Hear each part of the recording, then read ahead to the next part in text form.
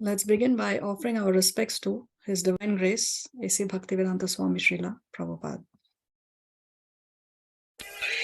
Hare Krishna, Krishna Krishna, Hare Hare, Hare Ram, Ram Ram.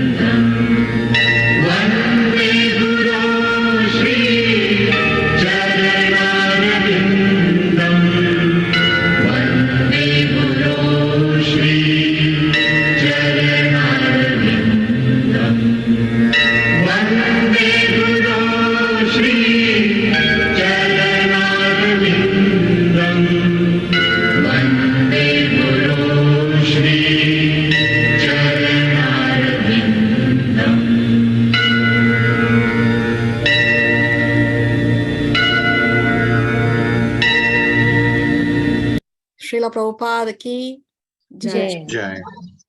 Om Agyana Timirandasya Jnananjana Shalakaya Chakshurun Militam Yena Tasmai Shri Gurave Namaha. Namo Om Vishnu Padaya Krishna Prestaya Bhutale Srimate Bhaktivedanta Swamin Iti Namine. Namaste Saraswati Deve Gauravani Pracharini Nirvishesha Shunyavadi Pashatya Deshatarini. He Krishna Karuna Sindhu Dina Bandhu Jagatpate Gopesha Gopika Kanta Radha Kanta Namostate Tapta Kanchana Gaurangi Radhe Vandavaneshwari Rishabhanu Sute Devi Pranamami Haripriye Vancha Kalpataru Vyascha Kripa Sindhu Vyaivacha Patitanam Pavanebhyo Vaishnavebhyo Namo Namaha.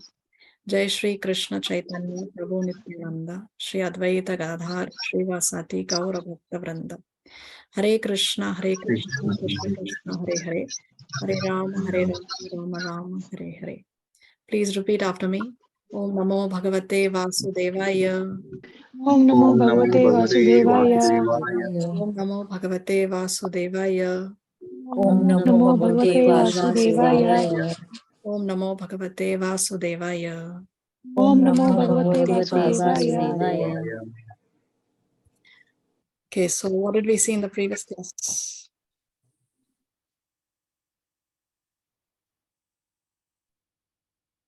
We finished with chapter number? What's that? Sorry? Chapter number 4. Yes, chapter number 4. So what was the title of chapter 4? Kamsa begins his persecution. Yes, Kamsa begins his persecution. So what did we see in that chapter?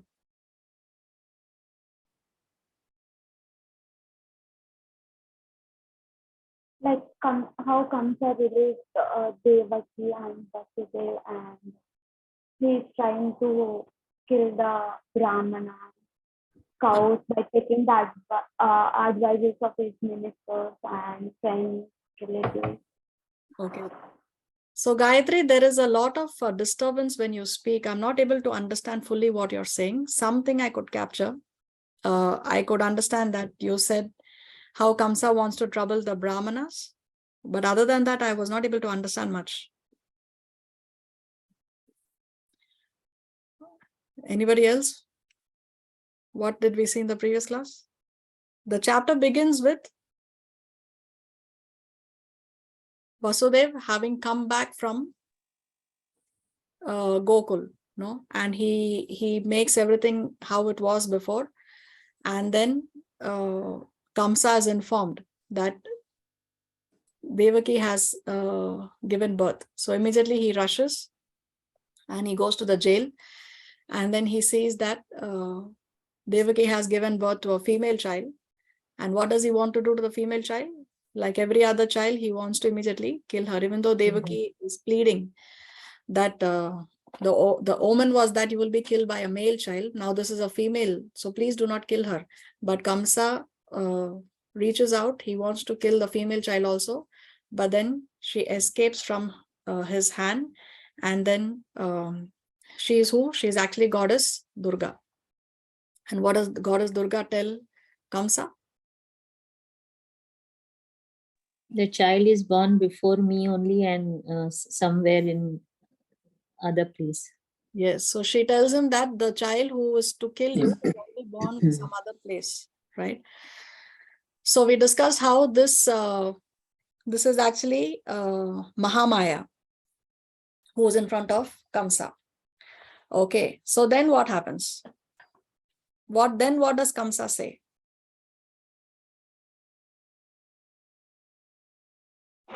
Kamsa becomes fearful and he prepares to kill every child where newborn babies are born. He wants to kill all the children who are born within 10 days of Krishna's appearance. Yes. Is Kamsa crying? He was scared that he'd go to the hellish planet. Yeah, he was scared that he'll go to the hellish planet where the killers of Brahmins are sent. He has tears in his eyes. And what does he say? He says that it is all due to destiny. He blames it on destiny. And then? He releases Devaki and Vasudev, saying that it is all because of destiny.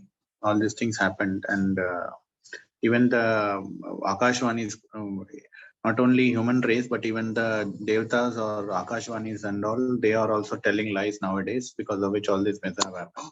Exactly. I'm sorry for that. Yes. Yes. So he releases. So now Devaki and Vasudev are not in jail anymore. He releases them. And he's, because he doesn't know that the children have been interchanged. So he's thinking that even the voice from the sky is giving false information. Very nice. Okay, so that takes us to the next chapter. Chapter number 5. Share the screen. So chapter 5 is titled The Meeting of Nanda and Vasudev. So after many, many years, these two personalities, they are going to meet each other. Before that, we need to know who is going to read. Who can read today? I can read. Okay, thank you, Disha. So the meeting of Nanda and Vasudev. From the picture, can you say who is Nanda and who is Vasudev?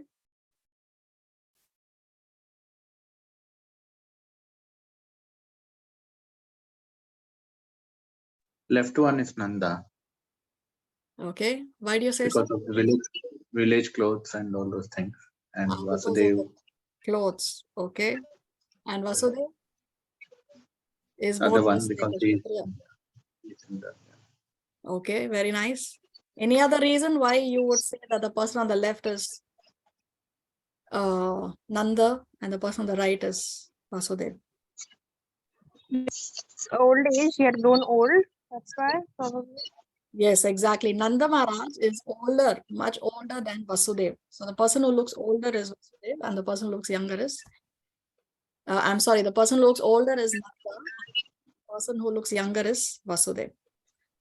Okay, what is the relation?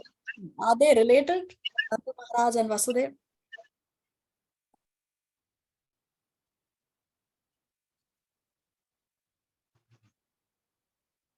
Is they are friends, Mataji? Friends, okay. All that friends?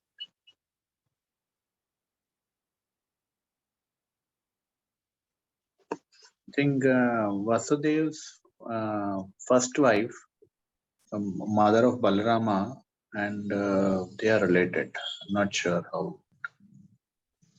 Okay, so there is a relation. Okay, actually they are stepbrothers.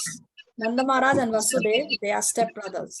Vasudev's father, Surasena, he had married a Vaishya girl, And it was from this union of Surashena with the Vaishya girl that Nanda Maharaj was born. Later again, Nanda Maharaj married Yashoda, another Vaishya girl. Therefore, the family of Nanda Maharaj is considered a Vaishya family. So they have the same father, but different mothers. So they are actually stepbrothers. And Krishna, of course, he identifies himself as the son of Nanda Maharaj, a Vaishya, and therefore he took charge of Vaishya activities. What are the Vaishya activities?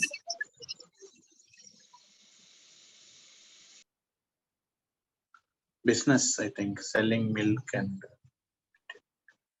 Business. What else? We learned in Bhagavad Gita, chapter 18. Protecting the cows. Protecting the cows. And one more. Bhagavad Gita, chapter 18, verse 44. Who can quickly look it up?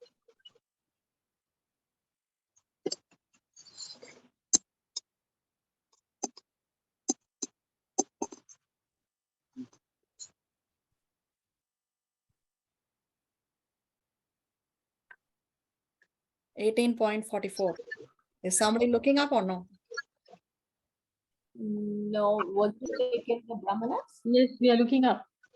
Okay. Cow protection and The Brahmanas also? farming. Cow protection, farming. Yes, very nice. What's the Sanskrit? The first two lines of the shloka?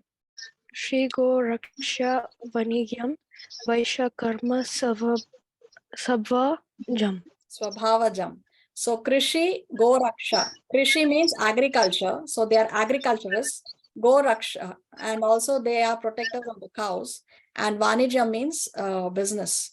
So Krishi, Go Raksha, Vanijam, Vaishya Karma Swabhavajam. So this is the natural work for the Vaishyas. Okay. So you see Balaram is holding a plow. So plow, with the plow, what do farmers do? They plow the field, no? So that's an agricultural work. And Krishna is playing the flute. What's the connection between flute and cow protection?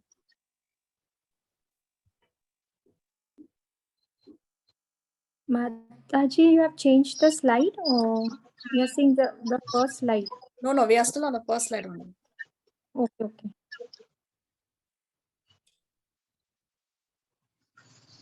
using the float, he used to entertain the cows. In fact, the cows used to come running when they hear the flute.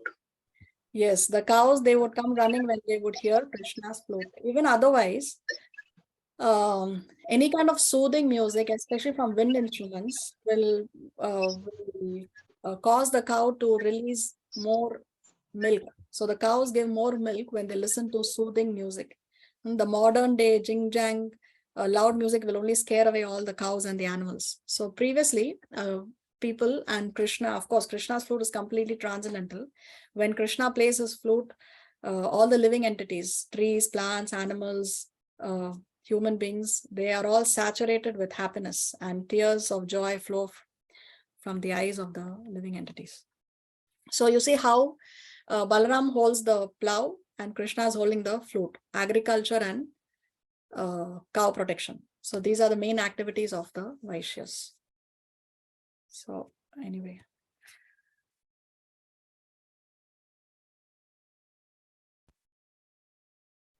Let's read.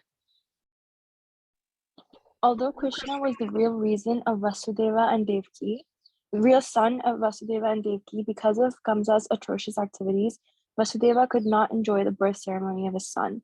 But Nanda Maharaj, the foster father, celebrated the birth ceremony of Krishna very joyfully. The next day, it was declared that a male child had been born to Yashoda. According to Vedic custom, Nanda Maharaj called for learned astrologers and brahmanas to perform the birth ceremony. After the birth of a child, the astrologers calculate the moment of the birth and make a horoscope for the child's future life. So although Vasudeva and Devaki are the real parents of Krishna, they were not able to enjoy the childhood pastimes of Krishna. That good fortune was made available to Nanda Maharaj and Yashoda. We discussed how Devaki and Vasudeva are sadhana siddha devotees. So they perform sadhanas, they perform austerities, and that's how Krishna appeared as the son. But Yashoda and Nanda Maharaj, they are not sadhana siddha, they are nitya siddha devotees. Nitya siddha means they have that spontaneous love and they are eternally in that position where they get to enjoy the childhood pastimes of Krishna. So that's why Nanda Maharaj and Yashoda have that facility which even Devaki and Vasudev do not have. The love of Nanda and Yashoda is spontaneous. Vasudev and Devaki, for them, the relationship is more formal. For them, they know that Krishna is God. So therefore, there is more formality in the relationship. We will read actually when Krishna kills Kamsa and Krishna is reunited with Vasudeva and Devaki, immediately there is a formality in the relationship. They did not even embrace Krishna. That much formality is there. But that formality is absent in the relationship of Krishna with Yashoda and Nanda Maharaj. So now what has happened? Is Nanda Maharaj aware that Krishna is not his son? Does he know that Yashoda had given birth to a baby girl? No. No, he is not aware. Okay, so Nanda Maharaj does not know that the children have been switched. So Nanda Maharaj has called for astrologers and brahmanas to perform the birth ceremony, as it is done even now in India. The astrologer comes and he makes the horoscope of the child according to the child's date, time, and place of birth. Next. Before the birth ceremony, the family members take baths, cleanse themselves, and decorate themselves with ornaments and nice garments. Then they come home. Then they come before the child and the astrologer to hear of the future life of the child. Nanda Maharaj and other members of the family dressed and sat down in front of the birthplace. All the brahmanas who were assembled there on this occasion chanted auspicious mantras, according to the rituals, while the astrologers performed the birth ceremony. All the demigods are also worshipped on this occasion, as well as the forefathers of the family. Nanda Maharaj distributed to the brahmanas 200,000 cows, which were well decorated with cloth and ornaments. He gave the brahmanas not only cows in charity, but also hills of grain decorated with ornaments and golden bordered cloth. So see, we discussed how Nanda Maharaj is a Vaishya. He belongs to an agriculturist community.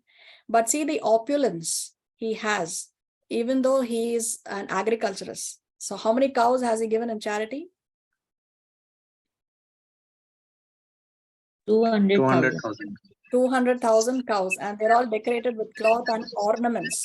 So see the kind of opulence they had previously.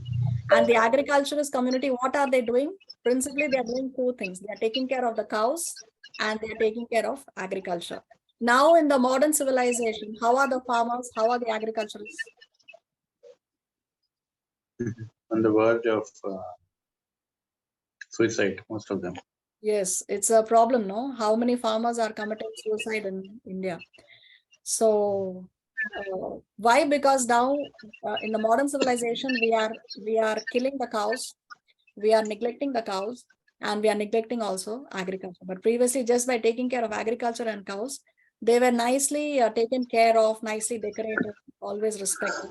So you can see how there is opulence in the society. Even now, actually, till a few years back, India was the #1 exporter of beef in the world. So India, the cows are taken care of till they are giving milk. But when the cow is old and can no more give milk, then the cow is sent to the slaughterhouse. So what kind of a civilization is this? We discussed how cow is one of our mothers according to the Vedic culture.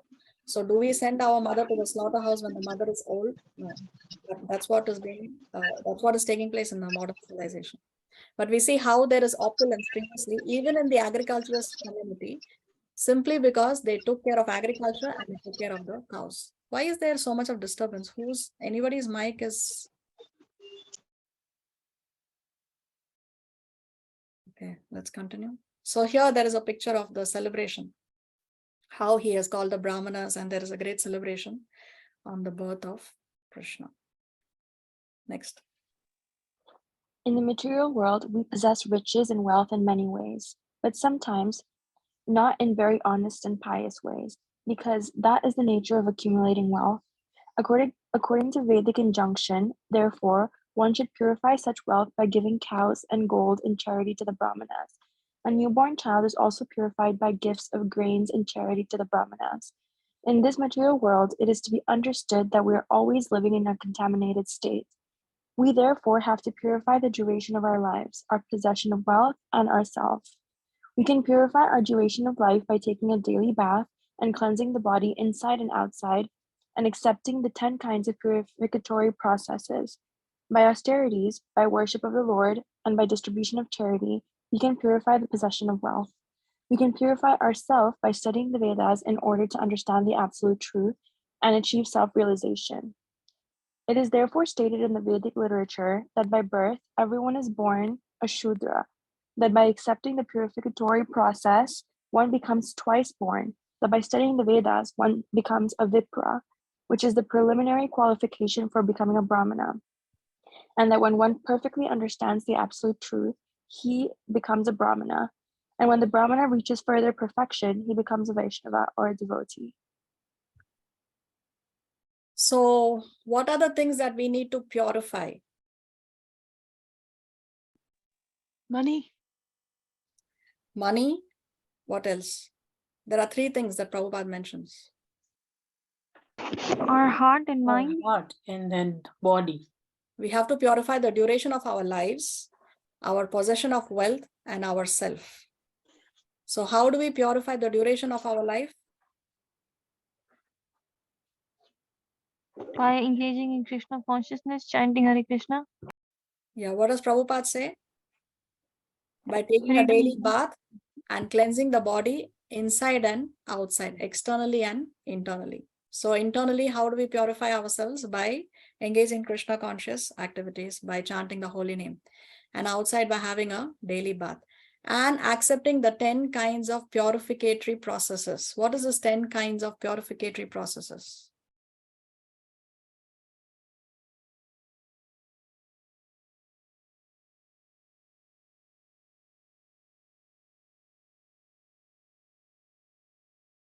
We spoke about the samskaras, the garbhadhana samskara.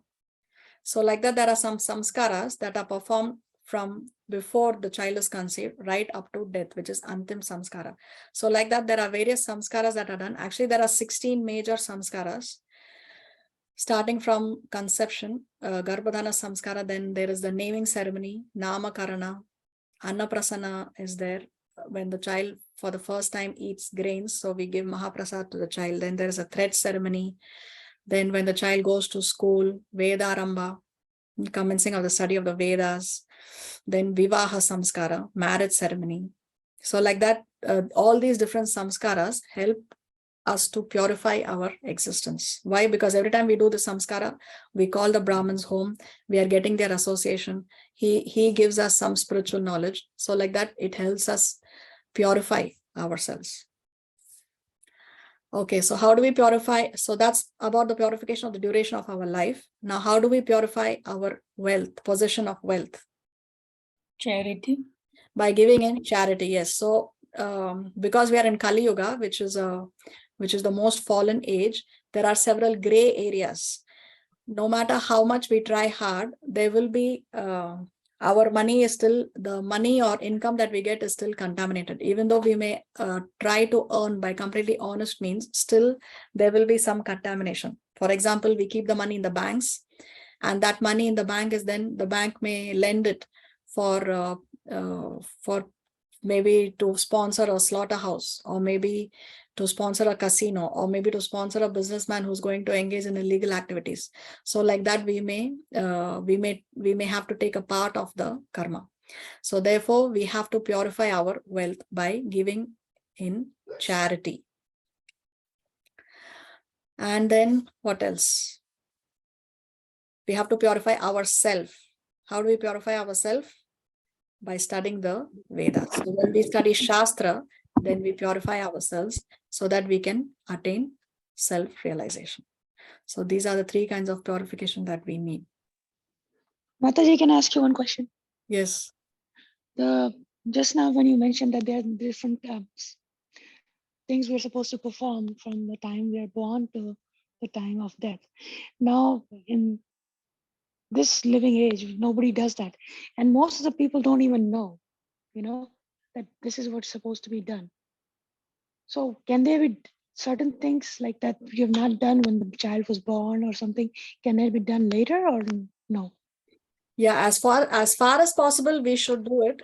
Ignorance is no excuse. As far as possible, we must do it. But if we didn't do it for whatever reason, then as much as possible, we should try and make corrections. Like, see, even Lord Ram, he performed the final rites and rituals for his father. Even Chaitanya Mahaprabhu did the same thing. So these rituals, these rites, these samskaras are important. And if we have not done it for whatever reason, then we try and make corrections as quickly as much as we can. Although, to go back to Godhead, Prabhupada said chant 16 rounds and follow the 4 regulative principles. But still, because we are not completely on that transcendental platform, we still have to purify ourselves. Still, there are many impurities. As far as possible, these samskaras are important.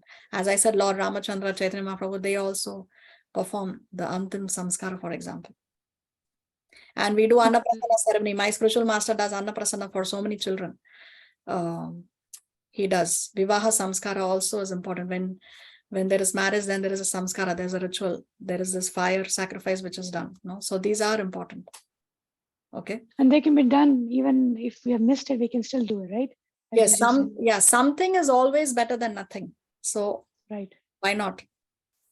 Okay. It can do us no harm, right? We can only benefit. Right. Okay. Thank you. Hare Krishna. Hare Krishna. Okay. Then here, it is therefore stated in the Vedic literature that by birth, everyone is born a Shudra. So we are all born Shudra. We are all born ignorant. And by accepting the purificatory process, one becomes twice born. So what is this twice born? What is a first birth and what is a second birth? First birth we get from? Birth is that we get from our parents, that gives us the body. The second birth we get from initiated guru, who initiates us into spiritual light. Exactly. So when we take initiation, then that becomes our second birth. So first birth is from our parents. Second birth is from the spiritual master. That's why the spiritual master gives us a spiritual name. Our parents who give us birth, they give us the name when we are born. So like that, the spiritual master, when he gives us the second birth, he also gives us a spiritual name. So then we become twice born. So the Vedas are our mother and the spiritual master is the father, spiritual father. So that's what why don't we include our third birth? We started with these classes. No, these classes are not third birth. We have first birth and second birth. These classes are for you to take second birth so that you progress towards initiation. Okay. All right. So then what else did we see? So everyone is born a Shudra, and by accepting the purificatory process, one becomes twice born. That by studying the Vedas, one becomes a Vipra. Now, what is this Vipra? We saw this this term when we did our Gita classes in the second chapter. Srila Prabhupada mentions this name, Vipra. Vipra is learned man, Brahman, Sadhu, scholar. Yes. There is very less difference between a Vipra and a Brahmana. Let us see here in this reference from the Srimad Bhagavatam. Srila Prabhupada very nicely explains the distinction. Let's read this. The specific intelligent class of men who were devoted particularly to the knowledge of the Vedas were called the Vipras, or the graduates of the Vedic knowledge. There are different branches of knowledge in the Vedas, of which astrology and pathology are two important branches necessary for the common man. So the intelligent men, generally known as the Brahmanas, took up all the different branches of Vedic knowledge to guide society. Even the Department of Military Education, the Nirveda, was also taken up by such intelligent men, and the Vipras were also teachers of this section of knowledge, as were Dronacharya, Kripacharya, etc. The word Vipra mentioned herein is significant. There is little difference between the Vipras and the Brahmanas. The Vipras are those who are expert in karma kanda, or fruitive activities, guiding the society towards fulfilling the material necessities of life, whereas the Brahmanas are expert in spiritual knowledge of transcendence. This department of knowledge is called Jnana Kanda, and above this there is the Upasana Kanda. The culmination of Upasana Kanda is the devotional service of the Lord Vishnu, and when the Brahmanas achieve perfection, they are called Vaishnavas. Vishnu worship is the highest of the modes of worship. Elevated Brahmanas are Vaishnavas engaged in the transcendental loving service of the Lord, and thus Srimad Bhagavatam, which is the science of devotional service, is very dear to the Vaishnavas. And as explained in the beginning of the Srimad Bhagavatam, it is the mature fruit of Vedic knowledge and a superior subject matter above the three khandas, namely karma, jnana, and upasana. Among the karma kanda experts, the Jataka expert Vipras were good astrologers who could tell all the future history of a born child simply by the astral calculations of the time, Lagna. Such expert Jataka Vipras were present during the birth of Maharaj Parikshit and his grandfather, Maharaj Yudhishthir, awarded the Vipras sufficiently with gold, land, villages, grains, and other valuable necessities of life, which also include cows. There is a need of such Vipras in the social structure, and it is the duty of the state to maintain them comfortably, as designed in the Vedic procedure. Such expert Vipras, being sufficiently paid by the state, could give free service to the people in general, and thus this department of Vedic knowledge could be available for all. So Vipras are those people who are expert in the material knowledge that is given in the Vedas or the Karma Kanda section. So here examples we saw. They are expert astrologers, they are experts in military education, Dhanur Veda. So we know that the Vedas talk about Karma Kanda in the initial section. So Vipras are those who are experts in Karma Kanda. And then when the Vipras, they advance, then they are experts in spiritual knowledge. So then they are Brahmanas. And then Brahmanas, when they advance even more, then they are Vaishnavas, and Vaishnavas are engaged in transcendental loving service to the Lord. So Vipras, Brahmanas, and Vaishnavas. Who is the most elevated amongst these three? Vaishnava. Vaishnavas. Yes. So see, this is what Srila Prabhupada is writing here. By studying the Vedas, one becomes a Vipra, which is the preliminary qualification for becoming a Brahmana. And when one perfectly understands the absolute truth, he becomes a Brahmana. And when the Brahmana further reaches perfection, he becomes a Vaishnava or a devotee. Let's continue. In Krishna's birth ceremony, all the assembled Brahmanas began to chant different kinds of Vedic mantras to invoke all good fortune for the child.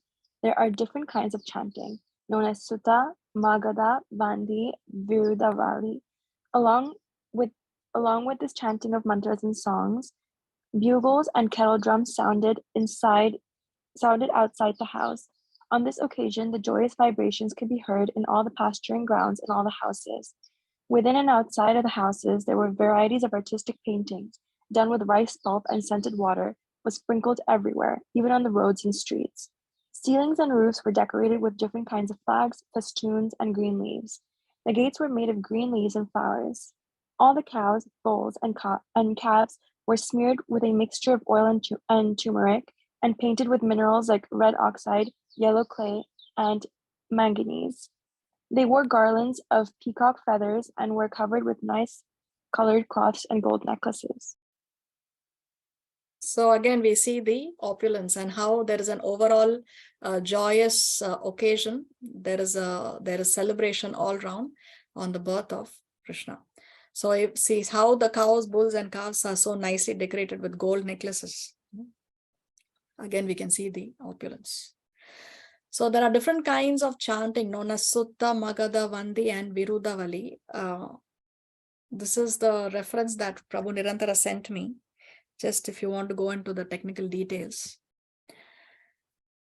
Sutta, Magadha, Vandi. So here we have Sutta. Suttas are professional historians. Magadha are professional, I don't know how to pronounce this word. Who can help me with the pronunciation of this word? Genealogist. Okay. So what's the difference between a historian and a genealogist? Genealogists look at genes. So which means like they genetic history. Yeah, they focus on one particular lineage when they talk. For example, Mahabharata focuses more on the Pandavas. But historians, they can talk about various histories across various times, different universes. Everything is put together. So that's the difference between a historian and a genealogist. And then Vandis are professional learned speakers. And what's the fourth one here? We saw Virudavali. Virudavali are those who present scriptural knowledge, but in poetic form. So this is what is referred to as the different kinds of chanting. Anyway, this is just a technical detail. Not so important. Let's continue. When all the ecstatic cowherd men heard that Nanda Maharaj, the father of Krishna, was celebrating the birth ceremony of his son, they became spontaneously joyful. They dressed themselves with very costly garments and ornamented their bodies with different kinds of earrings and necklaces and wore great turbans on their heads. After dressing themselves in this gorgeous way, they took various kinds of presentations and thus approached the house of Nanda Maharaj. As soon as they heard that Mother Yashoda had given birth to a child, all the cowherd women became overwhelmed with joy, and they also dressed themselves with various kinds of costly garments and ornaments and smeared scented cosmetics on their bodies. What does this name Yashoda mean? Yashoda. The one who gives fame to the Lord. Yeah, one who gives fame to the Lord. So what is the fame that Mother Yashoda gave to Krishna? Mother Yashoda bonded the Lord Damodar. So what's the fame she gave to Krishna? That he is?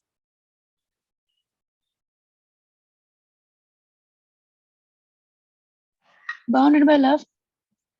He is bound by love, that he is Bhakta Vatsala. So devotees can bring him under control by love. So that's the fame. That's what Yashoda means. Anyway, coming back to our Krishna book. So what is the ceremony that is being celebrated? Actually, if you see the Vaishnava calendar, the next day of Janmashtami is celebrated as, who knows? Gokulashtami. Gokulashtami? Okay. Another name? I know it by another name in the Vaishnava calendar. Gokulashtami, no, because Ashtami is the 8th day. No, the next day of Janmashtami is the 9th day. Navami. It cannot be an Ashtami. No, So that's what is the occasion? Handi and all, no? Huh? They do the matki handi and all also, they break it. Okay, but what is the celebration called? Is it Nandotsav, Mataji? Nandotsav, yes, Nandotsav. Yes, if you see your Vaishnava calendar, the next day of Janmashtami is celebrated as Nandotsav. So what is being celebrated here by Nanda Maharaj is Nandotsav. It's the next day of Janmashtami. And which other important incident took place on Nandotsav day? Very, very important for us. Appearance day of Srila Prabhupada. Exactly, yes. The appearance day of Srila Prabhupada. Srila Prabhupada appeared on Nandotsav. Very nice. Okay, let's continue. As the dust on the lotus flower exhibits the exquisite beauty of the flower, all the gopis, cowherd women, applied the dust of kumkuma on their lotus-like faces. These beautiful gopis took their different presentations and very soon reached the house of Maharaj Nanda. Overburdened by their heavy hips and swollen breasts, the gopis could not proceed very quickly towards the house of Nanda Maharaj, but out of ecstatic love for Krishna, they proceeded as quickly as possible. Their ears were decorated with pearl earrings, their necks with jeweled lockets, their lips and eyes with different kinds of lipstick and ointment, and their hands with nice golden bangles. As they were very hastily passing over the stone road, the flower garlands which were decorating their bodies fell to the ground, and it appeared that a shower of flowers was falling from the sky. From the movement of the different kinds of ornaments on their bodies, they were looking still more beautiful. In this way, they all reached the house of Nanda Yashoda and blessed the child. Dear child, you live long just to protect us. While they were blessing child Krishna in this way, they offered a mixture of turmeric powder, oil, yogurt, milk, and water. They sprinkled this mixture not only on the body of child Krishna, but on all other persons who were present there. Also, on that auspicious occasion, there were different bands of expert musicians playing. So we see how 5,000 years ago, there was enough milk, butter, curd, so much excess is there that when there is a festival, it was thrown without any restriction. There was no limit to how milk, butter, yogurt, all these products could be used in the human society. They had ample stock of milk, and from milk they could have so many different kinds of preparations. Next. When the cowherd men saw the pastimes of the cowherd women, they became very joyful, and in response they also began to throw yogurt, milk, clarified butter, and water upon the bodies of the gopis. Then both parties began to throw butter on each other's bodies. Nanda Maharaj was also very happy to see the pastimes of the cowherd men and women, and he became very liberal in giving charity to the different singers who were assembled there. Some singers were reciting great verses from the Upanishads and Puranas. Some were glorifying the family ancestors, and some were singing very sweet songs. There were also many learned brahmanas present, and Nanda Maharaj, being very satisfied on this occasion, gave them different kinds of garments, ornaments, and cows in charity. So why is Nanda Maharaj giving so much charity to the brahmanas?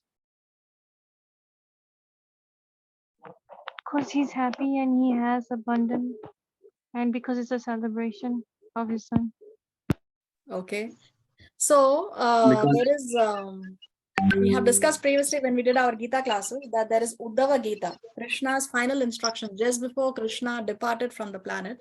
There is a conversation that happened between Krishna and Uddhava, and that conversation constitutes the Uddhava Gita. If you want to read, you can read it it's in the 11th canto of the Srimad Bhagavatam, from chapter 7 to chapter number 29. These 23 chapters constitute the Uddhava Gita. So in that section, in one place, Krishna says that performing first class worship of my devotee is, he mentions this as one of the things that should be done in the to please him. Okay, so worship of the devotee of the Lord is higher than the worship of the Lord himself. So Krishna in that Uddhava Gita also, see, when a person dies, his last word is considered important, isn't it? Because we say that, yes, this was his last and final wish. So the Uddhava Gita also is important because it's the last words of Krishna just before he departed from the planet. And there Krishna talks about performing first class worship of my devotees, Krishna says. So how do we satisfy the Lord? We can satisfy Lord by satisfying his devotees.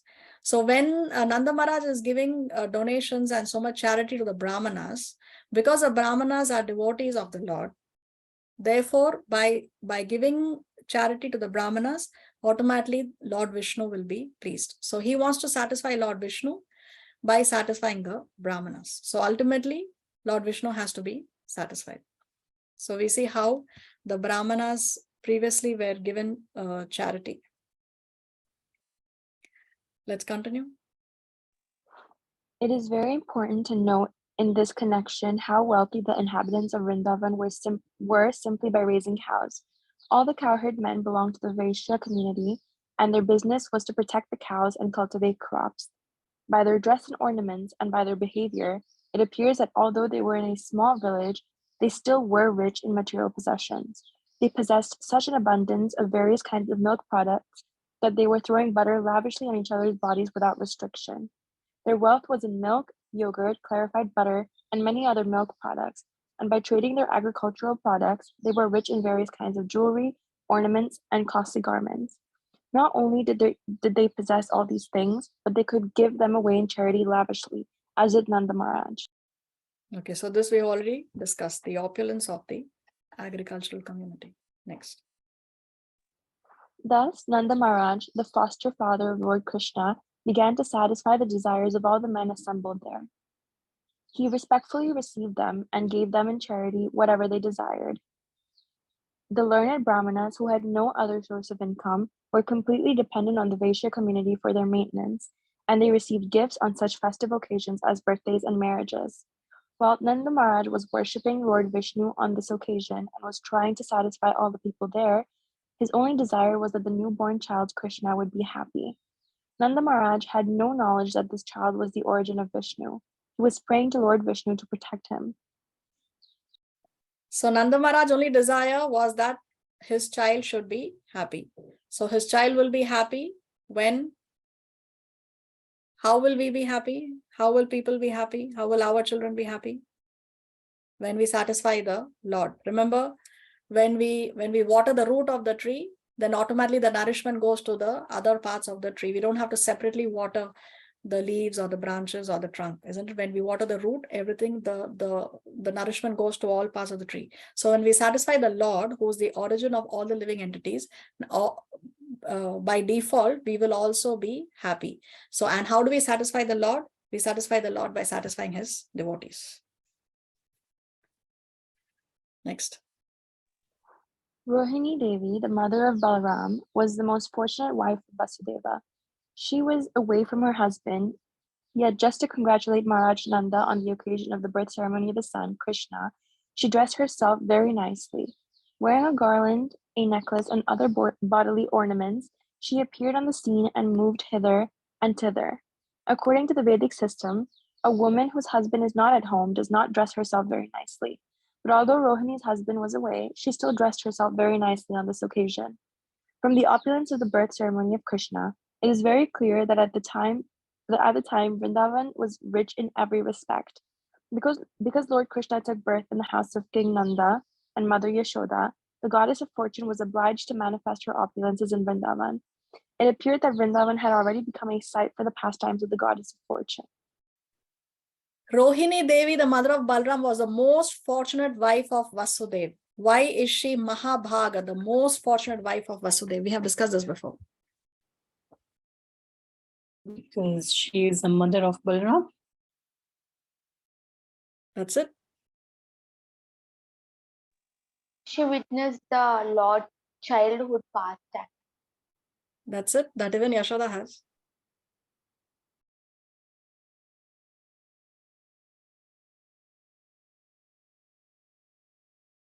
Because she got to raise both Balaram and Krishna. That's why she is called as Mahabhaga, the most fortunate wife of Vasudeva, because she raised both Balaram and Krishna. Okay, so therefore, Srila Prabhupada comments in one of the purports in 10th canto that she's Mahabhaga. She got to raise both Balaram and Krishna. So she is away from her husband. So usually, as Prabhupada wrote, when a woman whose husband is not at home does not dress herself very nicely. Why?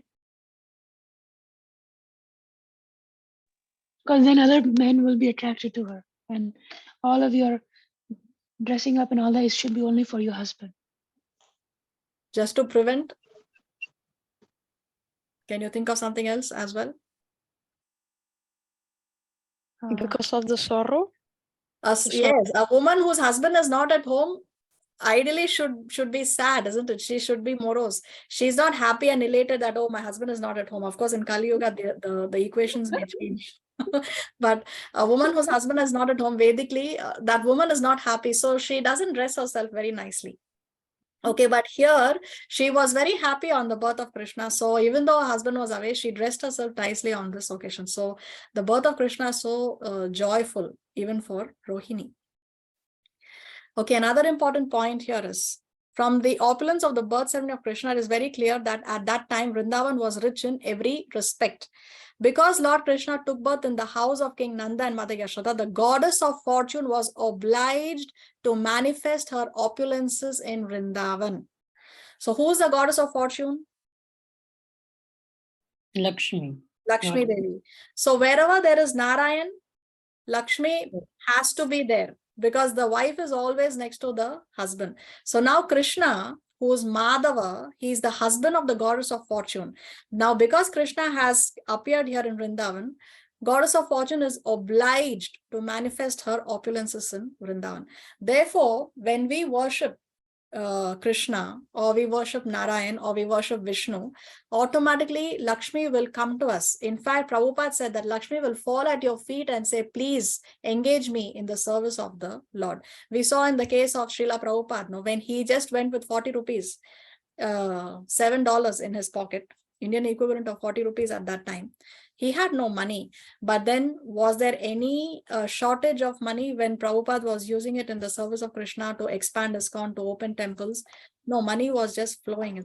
So automatically, when we worship Narayan, Lakshmi is definitely going to be, because see, Lakshmi by nature, her nature is chanchala. She cannot stay in one place. She keeps moving. So we know money comes and money goes. We say, no, ye haathon ka mail hai, we say in Hindi. But how how can Lakshmi, who's Chanchala, how can she remain steady? Definitely she is going to be by the side of her husband. So when you worship Narayan, automatically Lakshmi is going to come. It's demoniac mentality to worship Lakshmi without Narayan. So sometimes when we do Diwali Puja, most people, they do Lakshmi Puja. So they want Lakshmi, but they don't want Narayan. Even if somebody is a hardcore Brahmavadi or a Mayavadi, when it comes to Diwali, they will do Lakshmi Puja, but they don't want to worship Narayan. We saw Ravan, he wanted Sita, but he wanted Sita without Ram. So he wanted Lakshmi without Narayan. So that is demoniac mentality. A Vaishnava will worship Narayan and automatically Lakshmi is by the side of Narayan. So who is going to manifest in Vrindavan soon, now that Krishna has appeared? Because the goddess of fortune was obliged to manifest her opulences in Vrindavan. So who's going to manifest in Vrindavan very soon now, after Krishna?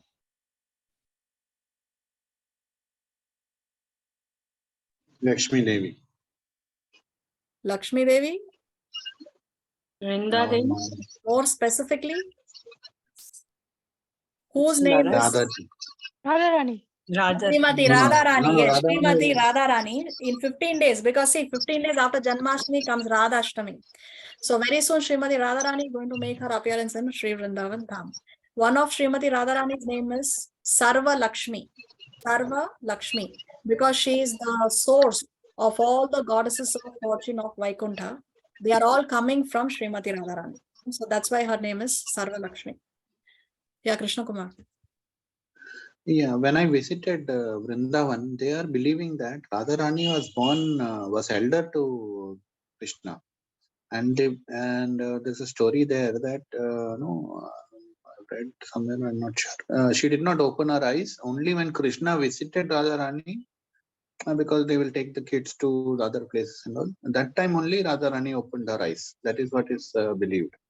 So Yeah, Radharani that was is born. true. Yeah, that pastime is true. But when Srimati Radharani was born, Yashoda went with Krishna to visit Radharani's parents.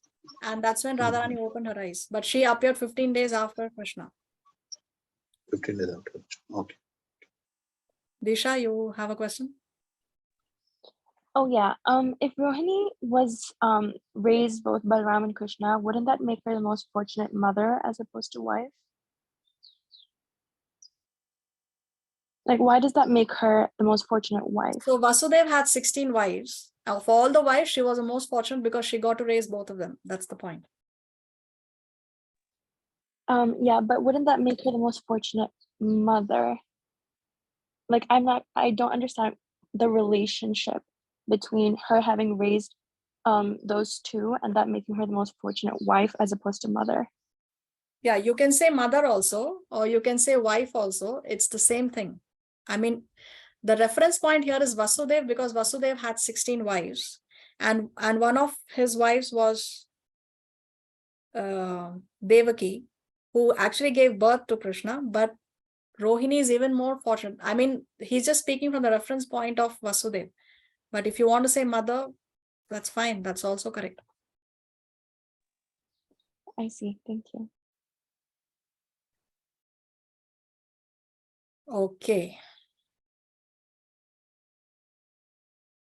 Let's continue. After the birth ceremony, Nanda Maharaj decided to go to Mathura to pay the annual tax to the government of Kamsa. Before leaving, he called for the able cowherd men of the village and asked them to take care of Vrindavan in his absence. When Nanda Maharaj arrived in Mathura, Vasudeva got the news and was very eager to congratulate his friend. He immediately went to the place where Nanda Maharaj was staying. When Nanda saw Vasudeva, he felt that he had regained his life. Nanda, overwhelmed with joy, immediately stood up and embraced Vasudeva. Vasudeva was received very warmly and offered a nice place to sit. Anxious about his two sons, who had been put under the protection of Nanda without Nanda's knowledge, Vasudeva inquired about them with great anxiety. Both Balram and Krishna were the sons of Vasudeva. Balram was transferred to the womb of Rohini, Vasudeva's own wife, but Rohini was kept under the protection of Nanda Maharaj. Krishna was personally delivered to Yashoda in exchange for her daughter. Nanda Maharaj knew that Balaram was the son of Vasudeva, but he did not know that Krishna was also Vasudeva's son. Vasudeva, of course, was aware of this fact and inquired very eagerly about both Krishna and Balaram. So why has Nanda Maharaj decided to go to Mathura? To pay tax to Kamsa. To pay tax to Kamsa. And why has he asked the other cowherd men to take care of Vrindavan in his absence? What is the fear? Kamsa might kill Krishna. Or send somebody to kill him. Yeah, because already he has started killing, and it has now become a known fact that children born within 10 days of Krishna's appearance are being killed. So therefore, he's asking the other cowherd men to take care of Vrindavan in his absence. So when Nanda Maharaj and Vasudev finally meet, it is said that Nanda felt as though he had regained his life. Why? Because Nanda is seeing Vasudev after many, many years. So therefore, he felt as though now he has regained his life. Because there has been a long period since these two brothers had met. Okay. And Nanda was overwhelmed with joy. Immediately, he stood up and embraced Vasudev. So remember, Nanda is elder to Vasudev. So Nanda Maharaj is embracing Vasudev. And Vasudev has warmly received him and offered him a nice place to sit because he's the younger one. Okay, so he's inquiring about both his sons, Balaram and Krishna. So Vasudev is aware that they are both his sons, but Nanda Maharaj is not aware that Krishna is actually the son of Vasudev. So Vasudev, by inquiring about them, he's trying to make sure that, I mean, he's like not sure whether the secret or the mystery of Krishna's appearance has been revealed. Does Nanda Maharaj already know? But then by making that inquiry, he's trying to make sure that, oh, okay, fine. So still that secret of Krishna's birth is not yet revealed and he's not yet aware of that fact. Okay. Let's see what happens next. Mataji had a question. Yes. So why was Rohini kept under the shelter of Nanda Maharaj, and why wasn't with Vasudev? Because he was imprisoned, that's the reason? Yeah, because when he was imprisoned and Rohini was pregnant, so therefore he sent her to stay under the protection of Nanda Maharaj. Okay. Okay. Thank you. You're welcome. Let's continue. Vasudeva then addressed Nanda, "My dear brother, you were old and very anxious to beget a son, and yet you had none. Now, by the grace of the Lord, you are fortunate to have a very nice son. I think that this incident is very auspicious for you. Dear friend, I was imprisoned by Kamsa, and now I am released. Therefore, this is another birth for me.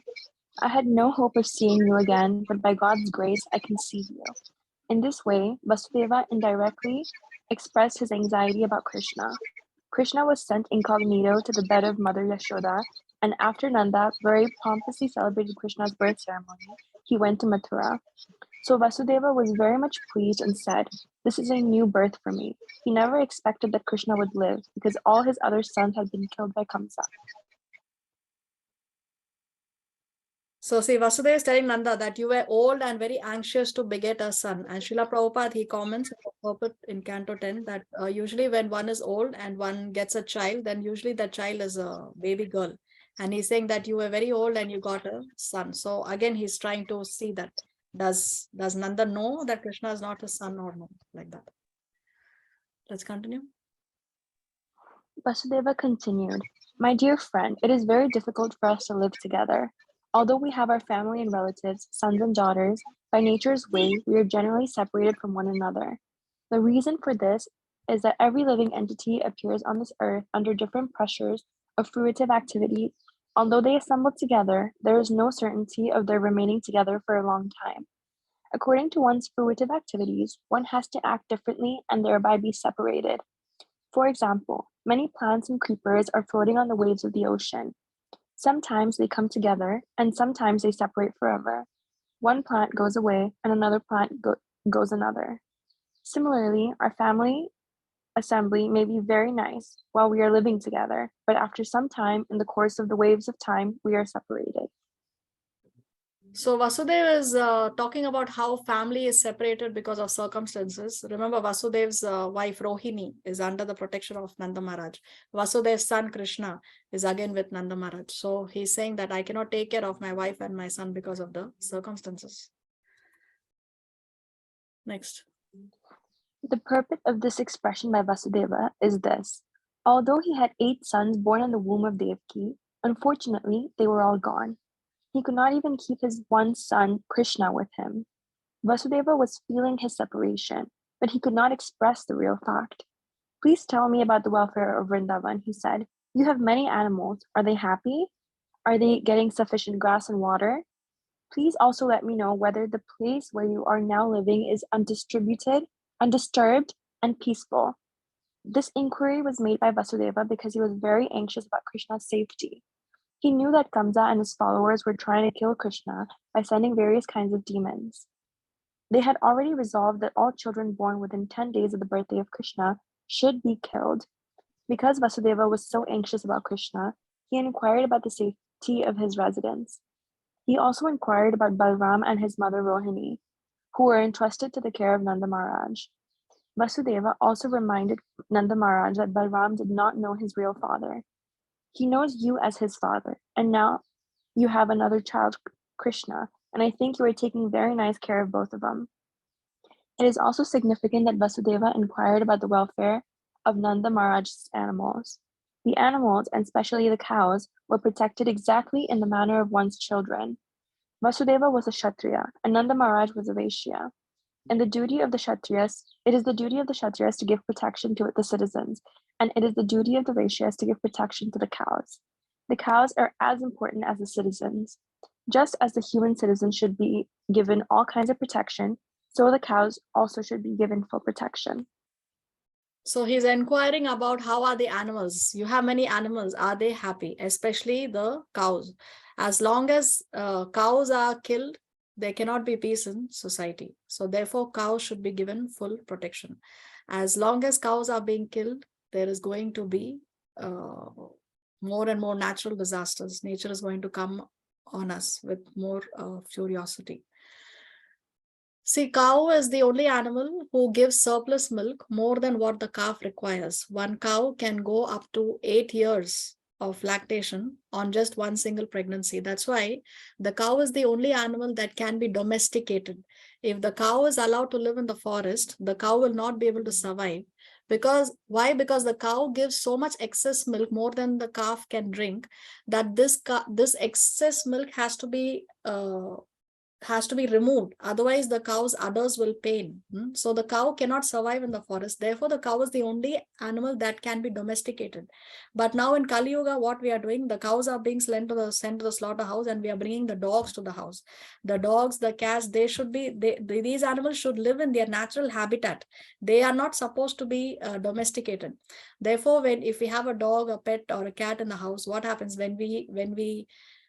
if we are cleaning the stool of the dog or the cat, then we have to have a bath. The other animals, they contaminate everything. Like, you cannot have deity worship with the dogs and cats in the house. It complicates the matter that much more. So actually, Vedic system is what only the cows should be domesticated. All the other animals should live in their natural habitat in the forest. They should not be brought home. Next.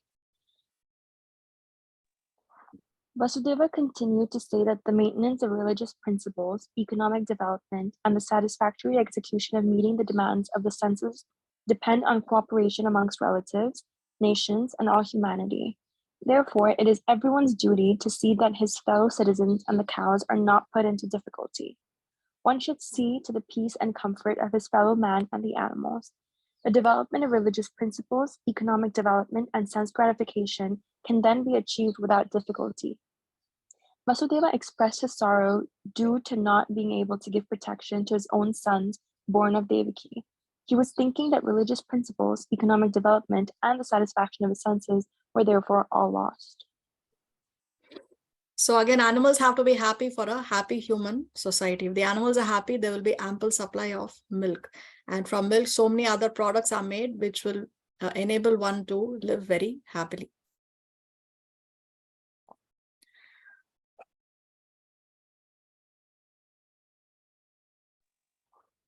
On hearing this, Nanda Maharaj replied, "My dear Vasudeva, I know that you are very much aggrieved because the cruel king Kamsa has killed all your sons born of Devaki. Although the last child was a daughter, Kamsa could not kill her, and she has entered into the celestial planets. My dear friend, do not be aggrieved. We are all being controlled by our past unseen activities. Everyone is subjected to his past deeds, and one who is conversant with the philosophy of karma and its reactions is a man in knowledge. Such a person will not be aggrieved at any incident, happy or miserable." Vasudeva then replied, "My dear Nanda, if you have already paid the government tax, then return soon to your place, because I think that there may be some disturbances in Gokula." After the friendly conversation between Nanda Maharaj and Vasudeva, Vasudeva returned to his home. Nanda Maharaj and the other cowherd men who had come to Mathura to pay their taxes also returned home. Thus ends the Bhaktivedanta purport of the 5th chapter of Krishna, the meeting of Nanda and Vasudeva. So Nanda Maharaj is consoling Vasudev after he hears Vasudev saying that he is not able to take care of his relatives and all those other things that he said. He is consoling him by saying that, yes, it's all because of the past deeds. And then Vasudev is requesting Nanda that, okay, if you've already paid the government taxes, please go back as soon as possible. Just go back to Gokula, because there will be disturbances, because he is concerned about the well-being of his two sons. No, both his sons are there, Balaram and Krishna. Okay, so with that we come to the end of this particular chapter. Srila Prabhupada Ki Jai. So Mataji, are Nanda and Vasudev brothers or friends? Because they address each other as a friend. They have a friendly relationship, and they are also related. They are stepbrothers. Oh, okay. They have the same father and different mothers. Surasena's father, he got married to a Vaishya woman, and from that Vaishya woman, Nanda Maharaj was born. And then Nanda Maharaj got married to Yashoda, who's another Vaishya woman. Therefore, the family of Nanda Maharaj is considered to be a Vaishya family. Oh, okay. Yeah, we discussed this in the beginning. I think you joined late. Yeah. Okay. So in the next class, in chapter 6, we will see Krishna killing the first demon. Who was the first demon Krishna killed? Putana. So we will see the killing of Putana in the next class if Krishna so sanctions. What do we have to discuss?